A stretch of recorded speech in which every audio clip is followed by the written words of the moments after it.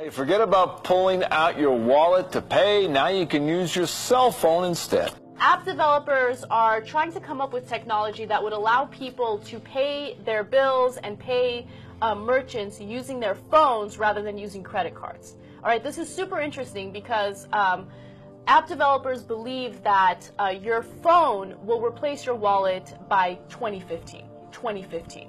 Merchants such as Starbucks, they have this new app where instead of using a Starbucks card, you just download this app on your phone, you put money into the app, and then you go to Starbucks and you let them.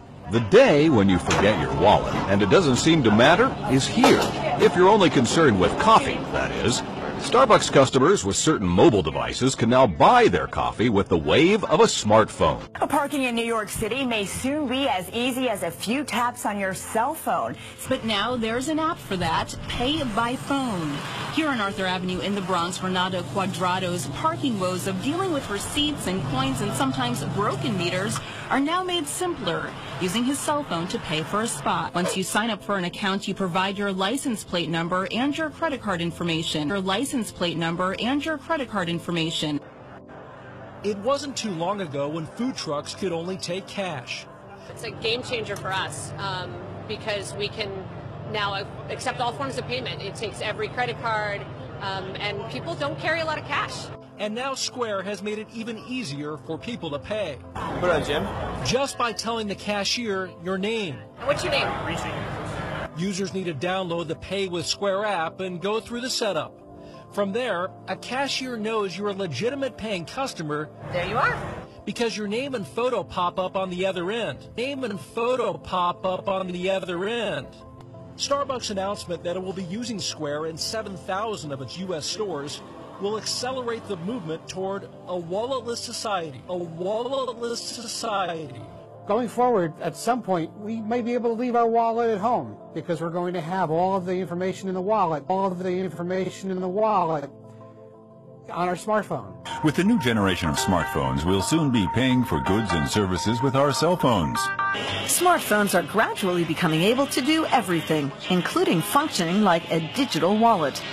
You can even use a smartphone to pay for a train ticket. It's fast and it's easy. Until now, I only used my cell phone for text messages, and I'm amazed at how efficiently this works. But I worry about having all my private information on the cell phone, and I wonder where it would all end up if I lost it. Forget about cash or numbers or student ID cards. 3 New Mexico schools were about to start using something in their cafeterias that you would associate more with the Department of Homeland Security, palm scanners. At a lot of schools across the country, this is how kids are now paying for lunches. A quick swipe of their hand called palm vein scanning. A new technology called Pulse Wallet syncs your credit card to the palm of your hand. Using a biometric palm reader, this cardless payment service allows you to pay by simply scanning your veins. When you're going to pay in a supermarket, you enter your 4 last digits in your phone number, and then you hold your hand above the sensor. And a transaction takes less than 5 seconds. So it's a very quick payment solution. I think it's really good. It's easy when I don't have my wallet with me. I can use my hand, so it's really fast and easy. Forgotten your wallet? Don't carry cash? Not a problem. A supermarket chain in the north of France has gotten over all these things by introducing biometric payments. All you need is your finger.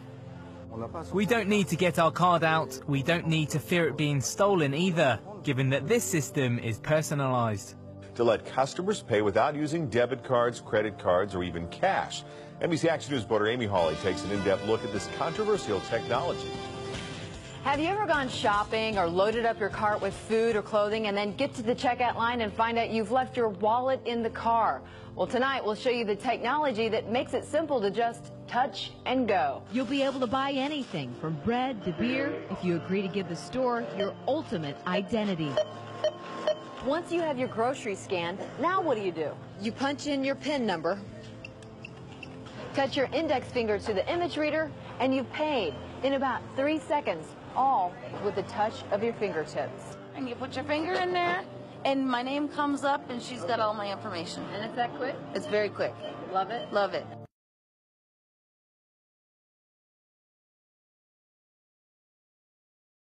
There is a desire by several forces coming together who do want to add a biometric identifier to government identification.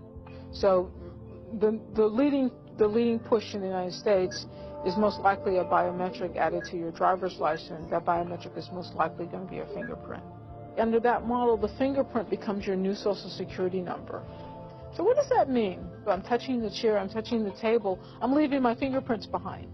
You come along with a piece of tape and some dust, you pick up my print, you stick it on a fake ID, and now you're me, right? As proved by this phony fingerprint that you just lifted up, right? I'm always forgetting my wallet, and then I can't find it, and I don't know where it is. And the idea that maybe someone could put an RFID chip somewhere where I would just have to wave my arm, it's a very attractive proposition. There are plenty of reasons, I think, to be worried about a cashless society where we have microchips implanted in our hands and simply make our payments in that way. For one thing, you would be unable to ever make a payment or make a purchase that someone wasn't watching and recording in a database. Marketers would love to get a hold of that. Hackers can hack into that. The government could use it, to investigate you or try to control your behavior. There's a global meltdown coming. It is a global depression, and one world currency and one world financial system is the end game. China said last week they want one global currency. France said yesterday or the day before that they want one world order, a new world order.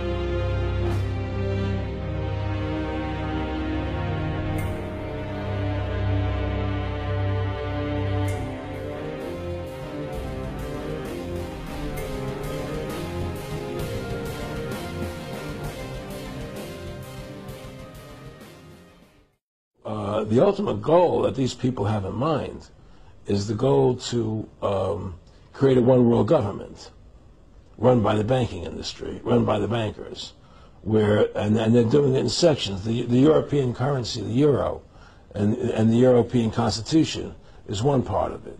Now they're trying to do it in America with the North American Union, right? And they want to create a new currency called the Amero, right? And the whole agenda is to create a one world government where everybody has an RFID chip implanted in them. All money is to be in those chips, right? There'll be no more cash. And this is getting me straight from Rockefeller himself. This is what they want to accomplish. And all money will be in your chips. And so instead of having cash, anytime you have money in your chip, they can take out whatever they want to take out whenever they want to. If they say you owe us this much money in taxes, they just deduct it out of your chip digitally. Total control. Total control. And if you're like me or you, and you're protesting what they're doing, they can just turn off your chip. And you have nothing. You can't buy food.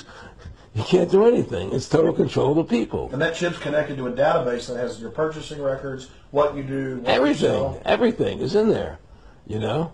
And so they want a one world government controlled by them, everybody being chipped, all your money in those chips, and they control the chips, and they control people. And you become a slave. You become a serf to these people. That's their goal. That's their intention. Create a new world order. To lead in shaping a new world order for the 21st century. Their leader, Pat Robertson, has written in a book a few years ago that we should have a world government, but only when the Messiah arrives. He wrote, literally, any attempt to achieve world order before that time must be the work of the devil. Well, join me. I'm glad to sit here at the right hand of Satan. I'm glad to sit here at the right hand of Satan. So we have to shape an international order that can meet the challenges of our generation. We needed a new world order. Out of it came a new Europe, a new world order. We have before us the opportunity to forge for ourselves and for future generations a new world order. A world where the rule of law, not the law of the jungle, governs the conduct of nations.